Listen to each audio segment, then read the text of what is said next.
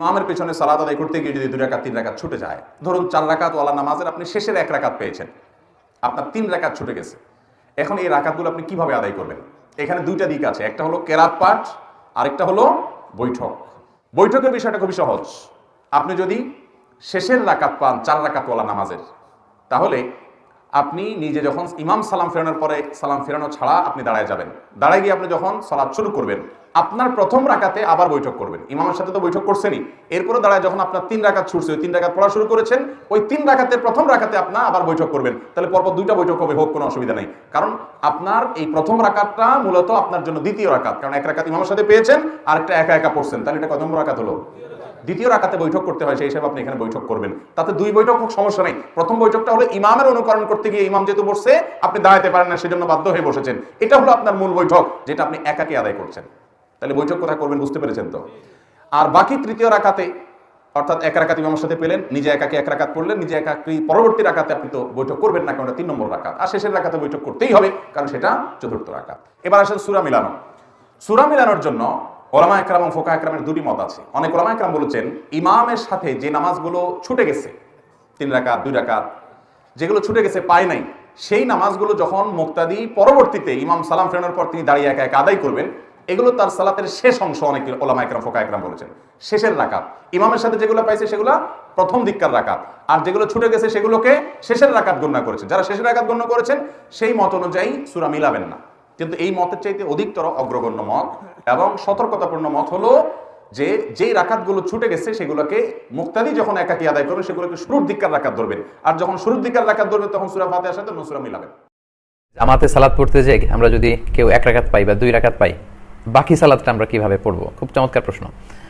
এক্ষেত্রে আমি সহজ করে আপনাদেরকে বলি, আপনার যেই সালাতের যেই রাকাতগুলো আপনার ছুটে গিয়েছে, আরবিতে ফাউত বলে, ফাউত হয়েছে, আপনি যেটা আগে ছুটেছে সেটা আপনি আগে আদায় করবেন, যেই রাকাতটা পরে ছুটেছে সেটা আপনি পরে আদায় করবেন।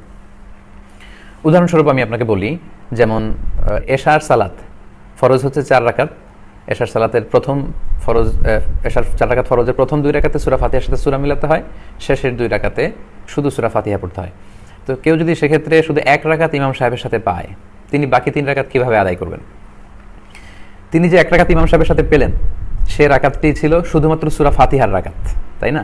তো সেক্ষেত্রে তিনি ইমাম সাহেবের সাথে সালাম ফিরিয়ে দাঁড়াবেন। দাঁড়িয়ে তিনি কি শুরু করবেন? আচ্ছা, আমি প্রথমে এই প্রশ্নের উত্তর করতে যে প্রথমেই বলেছি যে আপনার যেই রাকাতটি প্রথমে ছুটেছে সেই রাকাতটি আগে আদায় করবেন।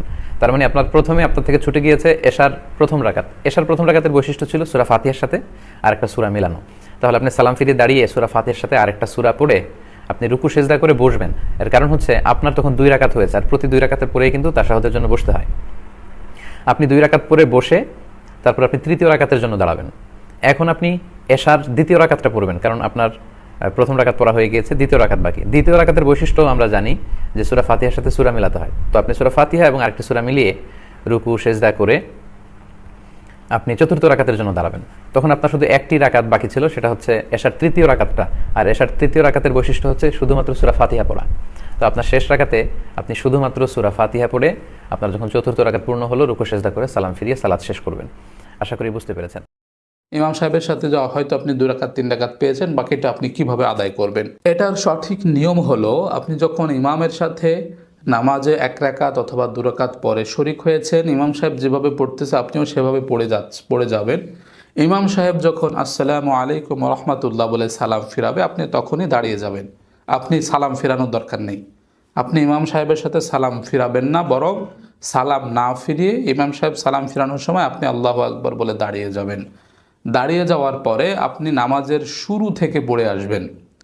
অর্থাৎ নামাজে আপনি শুরু করলে যেভাবে পড়তে হতো, আপনি প্রথম রাকাত যেভাবে পড়তে হতো, দ্বিতীয় রাকাত যেভাবে পড়তে হতো, আপনি সেভাবে কন্টিনিউয়াসলি আপনি শেষ করবেন।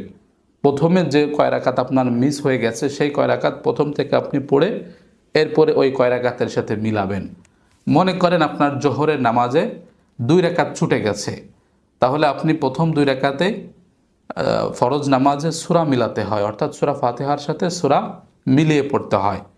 তো এখানে আপনি ইমাম সাহেবের সাথে যে 2 রাকাত পেয়েছেন, সেই 2 রাকাত ইমাম সাহেব সূরা ফাতিহার সাথে কোনো সূরা মিলায় নাই, শেষের 2 রাকাত পড়েছেন।